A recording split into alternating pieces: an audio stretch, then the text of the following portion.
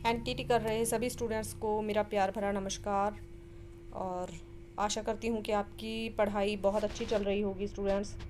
और आपके एक तो एग्ज़ाम अब हो गए हैं अक्टूबर मंथ में, और दिसंबर मंथ में एग्ज़ाम देने वाले स्टूडेंट्स के लिए मैं जून में जो परीक्षा होनी थी वो परीक्षा अब जो अक्टूबर में हुई है उसका जो DEC 1 क्वेश्चन पेपर है वो लेकर आई हूँ। उसका वीडियो मैंने बनाया है, तो उसका वीडियो स्पेशली मैंने आपके लिए बनाया है ताकि आपको वो क्वेश्चंस पता चल सकें जो कि जून की परीक्षा में पूछे गए हैं, और आप उन क्वेश्चंस की तैयारी भी कर लीजिए। तो मैं ये जो क्वेश्चंस लेकर के आई हूँ तो हम देख लेते हैं। पहला क्वेश्चन हमारा क्या है, जून में जो जून 2020 में परीक्षा होनी थी वो लॉकडाउन के कारण नहीं हो पाई और वो अक्टूबर में हुई है स्टूडेंट्स।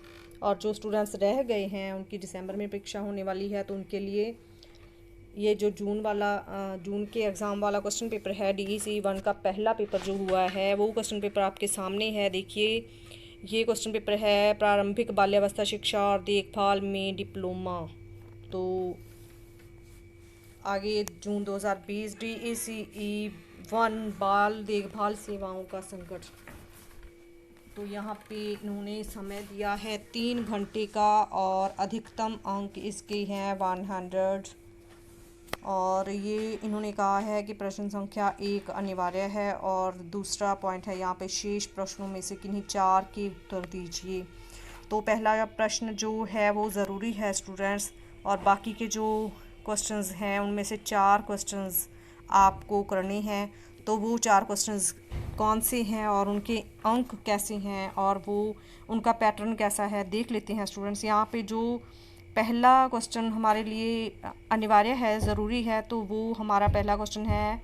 पहले क्वेश्चन का क भाग है, निम्नलिखित कुछ क्रियाएं हैं जिन्हें 4 वर्षीय बच्चों के समूह के साथ शाला पूर्व शिक्षा ने आयोजित करने की योजना बनाई है। प्रातः सुबह 9 बजे से दोपहर 12:30 बजे तक के लिए 5 दिनों तक की जाने वाली गतिविधियां और क्रियाओं की अनुसूची समझाइए। तो अलग अलग दिनों में इन क्रियाओं को दोहराया भी जा सकता है। अनुसूची बनाने के लिए निम्नलिखित फॉर्मेट का प्रयोग कीजिए।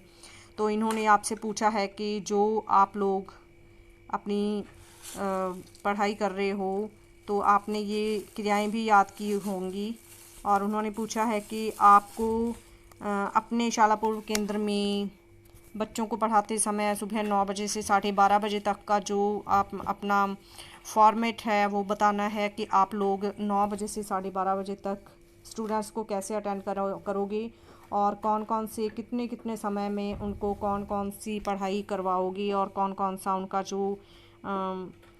जो उनका समय है वो कौन कौन सी गतिविधियों में आप उनके साथ बिताएंगे, और कितने समय में कौन सा जो आपका जो एक विषय है कौन से समय में कितने समय में वो पूरा होगा, और उस समय आप कौन सी गतिविधियां बच्चों के साथ करोगे।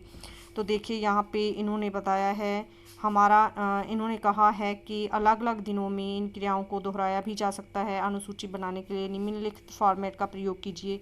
तो यहाँ पे फॉर्मेट दिया है, तो समय अवधि दी है आपको प्रातः 9 बजे, और सोमवार, मंगलवार, बुधवार, बृहस्पतिवार और शुक्रवार जो हैं 5 दिनों का आपको यहाँ पे टाइम टेबल बनाना है स्टूडेंट्स कि कौन से समय में कौन सा कार्य आप बच्चों के साथ करोगे, और प्रतिदिन का जो कार्य है वो चेंज होना चाहिए। और जो हमें यहाँ पे इन्होंने क्रियाएं दी हैं वो दोहराई भी जा सकती हैं स्टूडेंट्स। जैसे आपने एक दिन में जो कार्य किया है अगले दिन भी आप उसकी दोहराई करवा सकते हो, लेकिन बार बार उनको नहीं दोहराना है। एक बार वो क्रियाएं दोहराई जा सकती हैं, और जो क्रियाएं हमसे कही गई हैं यहाँ पे बताई गई हैं वो क्रियाएं आपको उस टाइम टेबल में दर्शानी है कि कौन कौन से समय में आप ये क्रियाएं बच्चों के साथ करेंगी। तो क्रियाएं देख लेते हैं। पहला है कहानी सुनाना, दूसरा है ड्राइंग, तीसरा है सुबह की सभा, तो चौथा है बाल क्रिया कविताएं, पांचवा है बाहरी खेल, छठा है भीतरी मुक्त खेल, और सातवां सब्जियां, वर्ण विषय पर गतिविधियां और अल्पाहार। तो दिन में गतिविधियों का पुनस्मरण और वापसी। और आगे है वर्गीकरण की योग्यता पर आधारित क्रियाएं। तो ये क्रियाएं जो हैं आपको अपने टाइम टेबल में दर्शानी है। तो ये जाहिर है कि ये सारी आपकी पहली बनाई हुई असाइनमेंट है जो आपको यहाँ पे टाइम टेबल इसका बनाना है। जो आपने असाइनमेंट बनाई है वो उसके माध्यम से आपको ये क्वेश्चन बताना है। तो आगे हमारा क भाग है पहले क्वेश्चन का। क्रियाओं की अनुसूची की योजना बनाते समय आपने किन पहलुओं को ध्यान में रखा, उनकी जानकारी दीजिए और अपनी योजना की पुष्टि कीजिए। और यहाँ पे पूछा है कि आपने जो टाइम टेबल बनाया है उसमें आपने कौन कौन सी बातों को ध्यान में रखा है जो कि बच्चों के लिए फ़ायदेमंद होंगी। तो वो बातें आपको यहाँ पे बतानी हैं।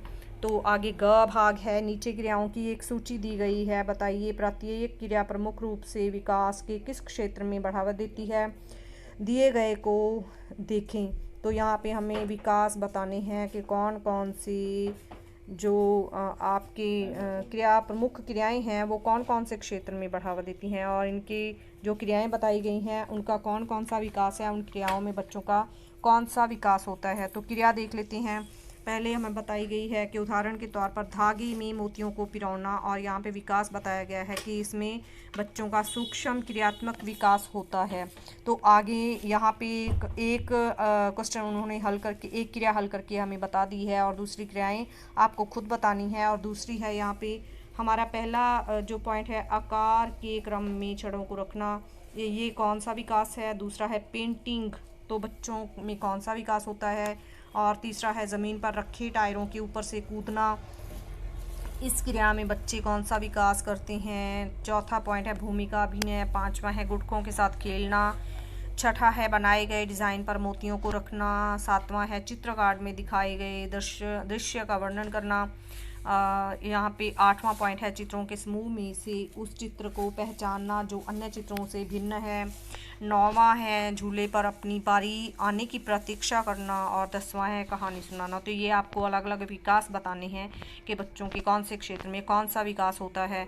तो स्टूडेंट्स हमारा दूसरा क्वेश्चन है, यहाँ पे उदाहरण देते हुए वर्णन कीजिए कि शिशु के संज्ञानात्मक विकास के संदर्भ में निम्नलिखित का क्या अभिप्राय है। पहला है संवेदी क्रियात्मक विकास की 5वीं उपावस्था के दौरान प्रयोग करना। तो इसमें संज्ञानात्मक विकास के संदर्भ में इसका मतलब बताना है आपको। दूसरा है संवेदी क्रियात्मक विकास की 6ठी उपावस्था के दौरान मानसिक संकल्पन।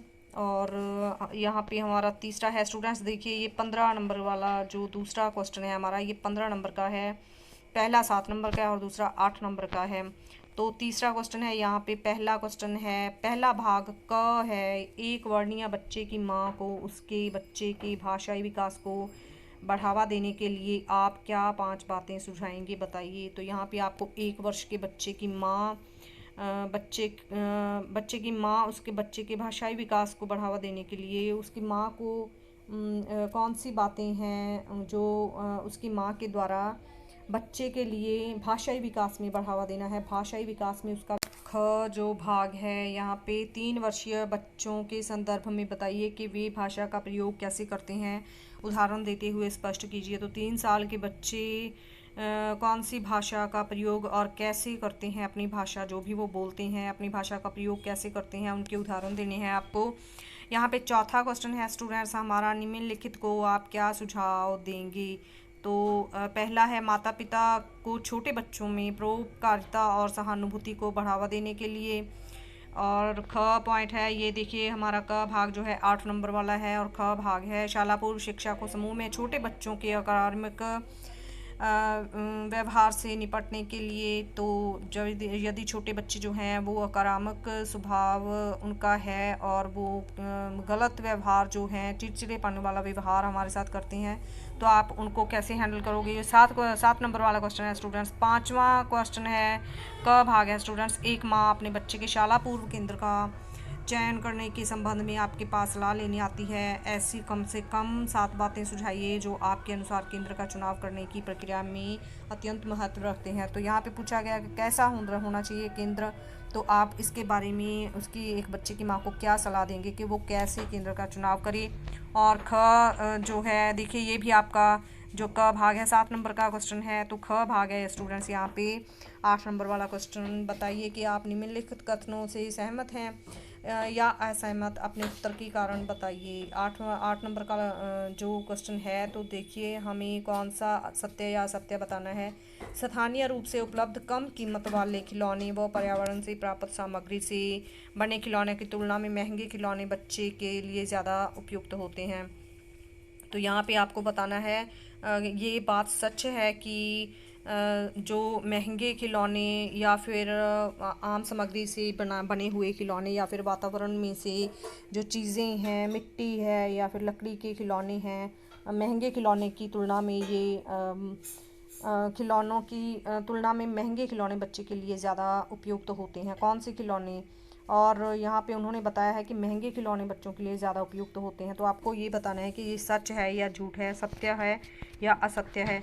तो छठा सवाल है जो हमारा, आप पर 20 बच्चों के समूह का दायित्व है और बच्चों के साथ प्रतिदिन की जाने वाली क्रियाओं के लिए पर्याप्त खुला स्थान है। क्रियाओं को आयोजित करने और खिलौनों, सामग्रियों और उपकरणों के भंडारण के लिए आप भीतरी स्थान की व्यवस्था किस प्रकार करेंगे? वर्णन कीजिए। अपने उत्तर को स्पष्ट करने के लिए कमरे का चित्र भी बनाइए। तो यहाँ पे आपसे पूछा गया है कि आपको जितनी भी सामग्री मिली है, जितनी भी आपके पास जितना भी मटेरियल है, तो आप उनको क्रियाएं बच्चों को करवाने के लिए उनका जो रख रखाव है, किस तरह से इसको हैंडल करेंगे और कैसे इसका जो जगह का चुनाव है कि कहाँ पर कौन सी सामग्री रखनी है और कहाँ पर कौन सी। तो आपके कमरे का भीतरी जो दृश्य है वो आपको यहाँ पे दर्शाना है कि आप अपने सामान को कैसे रखते हैं।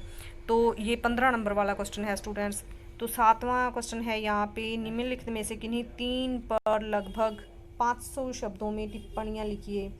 तो यहाँ पे टिप्पणियाँ लिखनी है आपको। क, माता पिता का स्नेहपूर्ण एवं सुदृढ़ व्यवहार, और ख, कहानी सुनाने का महत्व का क्या है। यहाँ पे ये हर एक क्वेश्चन 5-5 नंबर का है स्टूडेंट्स। यहाँ पे ग भाग है विकास की निर्णय अवधियाँ, घ है जीवन के प्रथम 2 वर्षों में स्थूल क्रियात्मक विकास के मानदंड, और ड है छोटे बच्चों की 3 मुख्य ज़रूरतें। तो ये 5-5 नंबर वाले क्वेश्चन है स्टूडेंट्स। तो ये है आपका क्वेश्चन पेपर और ये सभी क्वेश्चंस हैं स्टूडेंट्स आपके। और यदि आपको लगता है कि मैं आपको ये क्वेश्चन पेपर हल करके वीडियो बना के आपके सामने डालूं, आपके सामने लेकर के आऊँ, तो मुझे कमेंट कीजिए। तो मैं ये क्वेश्चन पेपर जो है हल करके वीडियो बना करके आपके आगे लेके आऊँगी। तो चलिए आप इन क्वेश्चंस को देखिए, अपनी बुक खोलिए और ये क्वेश्चंस देखिए कि आसान है या आप लोग इनको याद कीजिए। तो यदि आपको लगता है कि मैं आपके लिए इनको हल करके लेके आऊँ, तो मैं अगले वीडियो में मिलती हूँ आपसे, यदि आप लोगों के कमेंट्स आते हैं।